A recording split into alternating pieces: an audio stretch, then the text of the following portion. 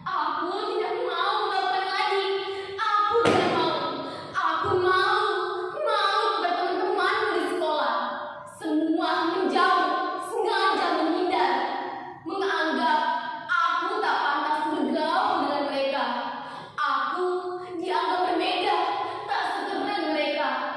Baju dan sepatu yang kupakai tak sebagus gadis-gadis penggemar band itu.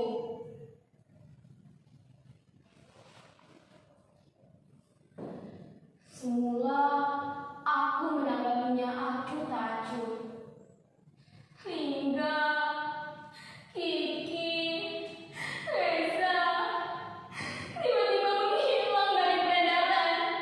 Mereka tidak mau bersahabat denganku lagi.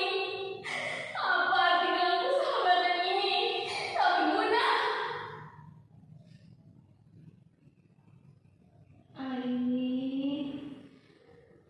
Iya, Mak. Sebentar, obat dari Mak besar. Aini sudah belikan di warung. Sebentar ya, Mak.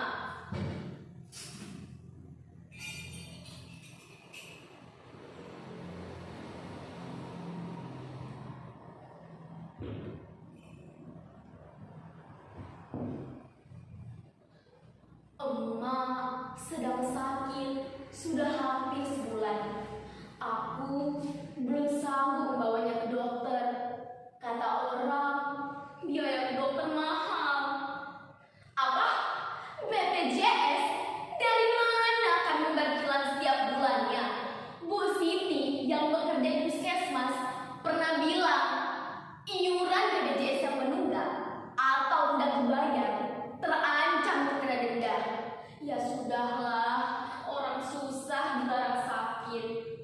Itulah mengapa sudah hampir sebulan ini aku menggantikan pekerjaan emak berburu karton, koran, dan botol bekas ke warung-warung dan toko. Sering aku mengunduh barang-barang bekas yang sengaja dibuang sembarangan. Aku tidak habis pikir, kenapa orang membuang sampah-sampah sembarangan.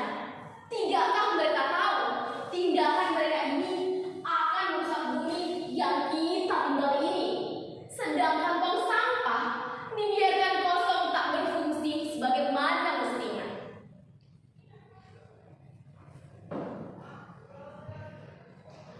Sejak Bapak meninggal 5 tahun yang lalu, emaklah yang mencari nafkah untuk menyambung hidup.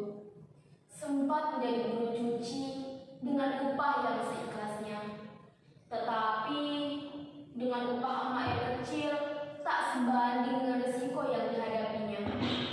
Kalau ada baju yang luntur atau rusak, emak harus menggantikannya 2 kali lipat.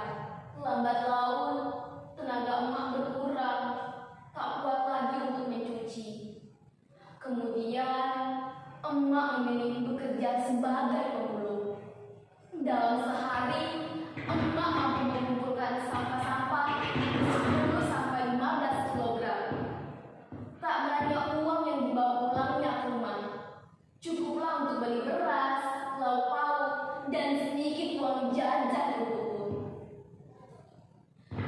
Hujan terik matahari tak pernah menyurutkan semangatnya. Dengan segala keterbatasannya, emak berusaha memenuhi kebutuhan sekolahku.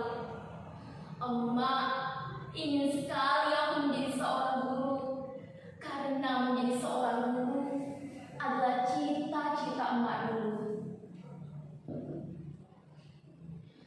Aini, bagaimanapun pedihnya hidup, ingatlah kamu masih punya Tuhan. Jangan menyerah untuk menggapai cita-cita. Begitulah pesan emak. Saat ini emak sedang sakit keras. Dengan barang-barang ini yang telah menyelamatkan hidup kami. Pepatah bilang, sampah satu orang adalah harta bagi orang lain. Dengan sampah-sampah ini, kami masih bisa makan, sekolah, bahkan jika ada uang sisa,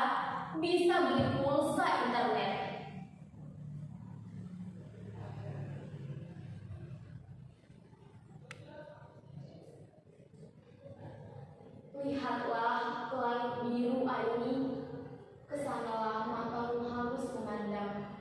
Apapun yang kamu lakukan akan menjadi cahaya bagi orang di sekitarmu.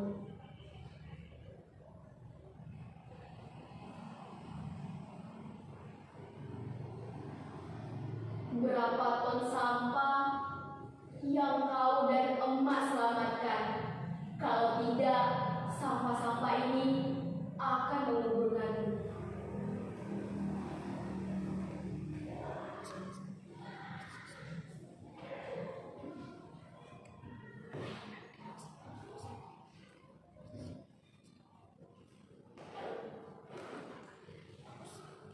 Nah, kalian pasti bertanya kan, kenapa aku bisa memiliki handphone Android ini?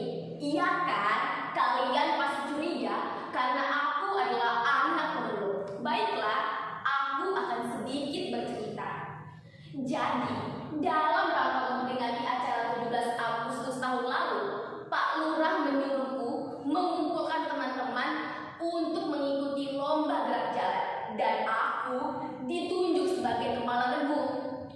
Walaupun awalnya ragu, kami berlatih begitu keras dan akhirnya regu kami menang. Aini, kamu hebat. Jempol untuk kamu. Ditunggu ya bonusnya dari Bapak. Nah, jelaskan asal-usul handphone ini. Handphone ini diberikan Pak Lurah sebagai bonus. Tuhan memang maha adil. Di saat dibutuhkan, di saat itulah Tuhan memberikan jalan. Nah, kalian pasti belum percaya kan? Akan kutunjukkan bagaimana aku menjadi kepala regu. Siap, gerak, langkah tegak, maju, jalan. Hadi, gerak. Balik kanan, gerak. Hormat, gerak. Tegak, gerak. Jalan di tempat, gerak. Hadi, gerak. Nah, kalian sudah percaya kan?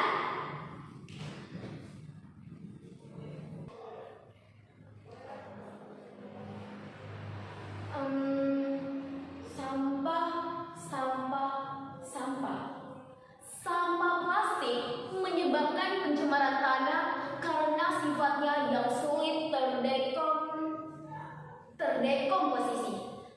Plastik membutuhkan waktu 10-20 tahun untuk terurai secara alami. Saat ini, Indonesia masih mengalami krisis sampah plastik. Konsumsi penduduk setiap tahunnya terus meningkat, tetapi kesadaran mengelola sampah plastik tidak ikut meningkat. Di mana ini? Panas sekali. Langit pekat, pohon-pohon kering, air. Di mana air? Haus, haus. Kotor dan berbau. Lihat, kedua mata orang itu memerah. Kulitnya mengelupas. Jangan mendekat. Pergi, pergi. Kenapa aku kotor begini? Kulit, badan lumpuh, tenggorokan, nggak bisa bernafas. Tolong, tolong, tolong.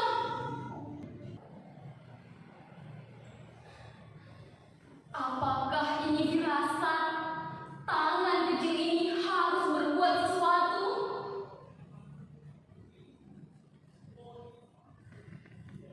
Apa yang harus kulakukan dengan barang-barang ini?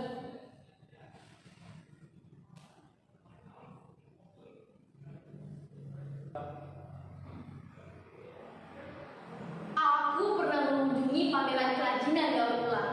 Di pintu masuk terpajang spanduk yang bertuliskan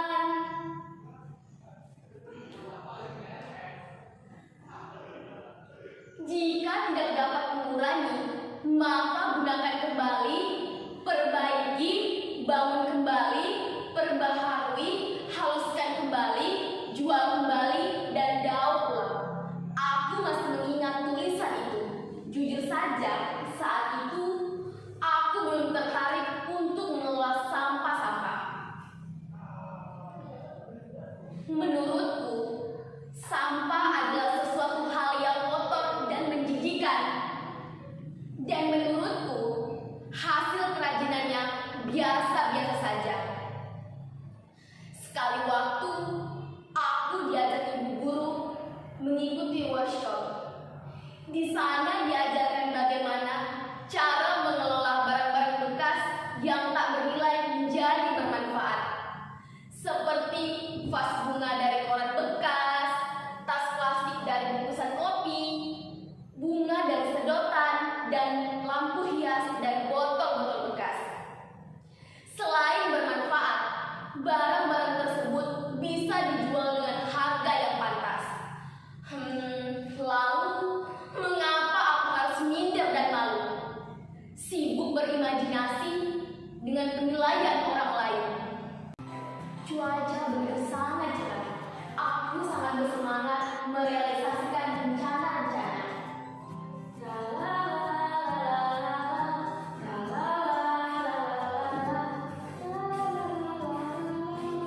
Oh ya, tanggal berapa sekarang? Oh, tanggal 17. Ruang emak mengizinkan ruang tamu ini digunakan sebagai galeri sekaligus tempat latihan. Hasil daur ulangnya akan dipajang rapi di sini. Tunggu dulu, bagaimana kalau meja ini diletakkan di sudut sebelah kanan?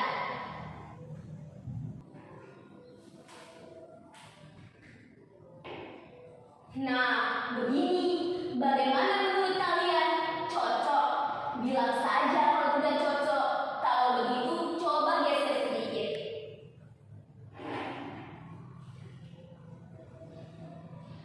Aku akan mengajak tetangga dan teman sekampung untuk bergabung mengelola barang-barang ini.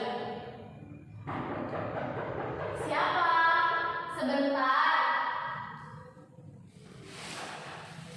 Oh, terima kasih ya, Pak. Barang-barang ini saya terima dengan penuh senang hati. Jauh-jauh Bapak mengantarnya ke sini, semoga warung Bapak semakin laris ya, Pak.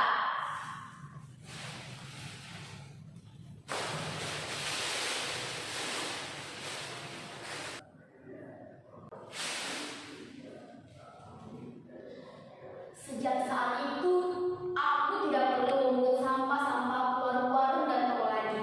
Mereka dengan senang hati menghantarnya ke rumah.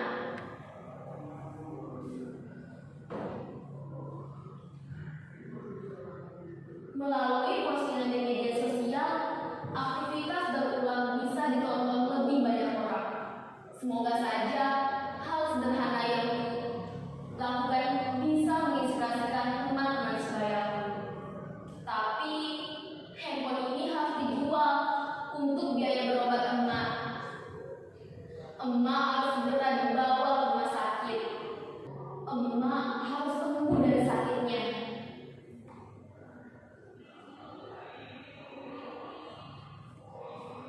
Kalian sudah datang? Ayo teman-teman, masuk dulu. Jadi kita akan membuat kerajinan koran-koran di sebelah sana, kardus di sebelah sini, dan botol-botol di sebelah situ. Ini contoh kerajinan yang akan kita buat. Ini gampang cara membuatnya, cuma membuatnya dari bahan koran.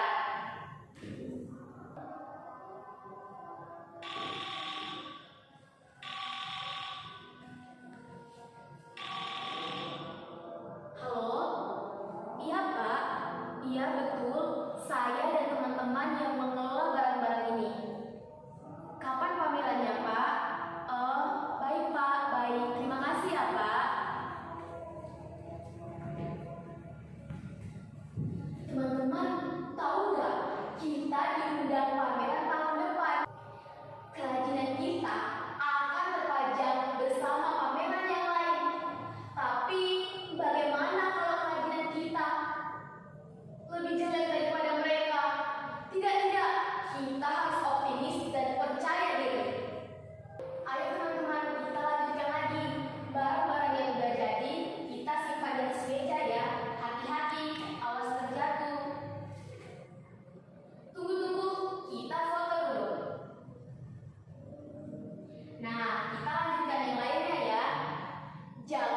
terlalu pendek, nanti susah untuk menyambungkannya.